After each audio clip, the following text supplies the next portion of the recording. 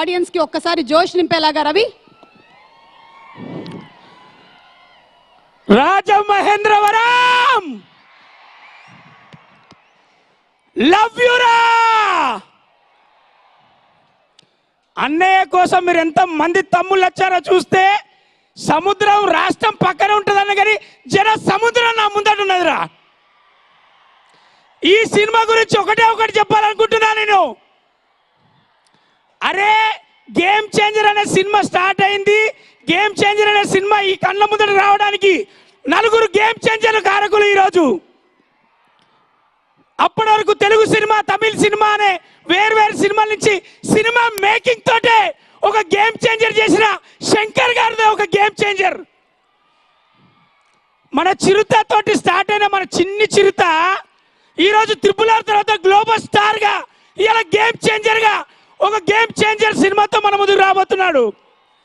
మూడోది ఏపీ రాజకీయాలనే ఒక game changer మన పవర్ స్టార్ పవన్ కళ్యాణ్ అన్నయ్య.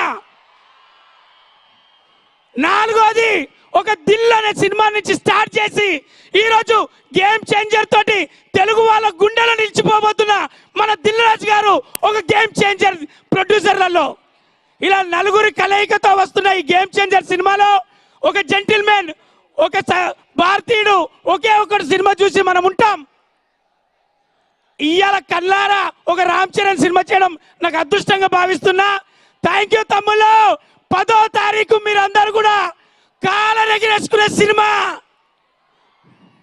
ప్రతి అభిమాని కాలరెగరేసుకునే సినిమా అవుతుంది. ప్రపంచ వ్యాప్తంగా మన తెలుగు సినిమా బాగా గొప్పగా గర్వించబడే సినిమా అవుతుంది. Game changer. Love you all. Thank you Ravi. What an energy. Yes, చూద్దాము రవి క్యారెక్టర్ ఏంటో. సినిమా కోసం వేచి ఉందాము. Thank you very much Ravi. Thank you. Okay, so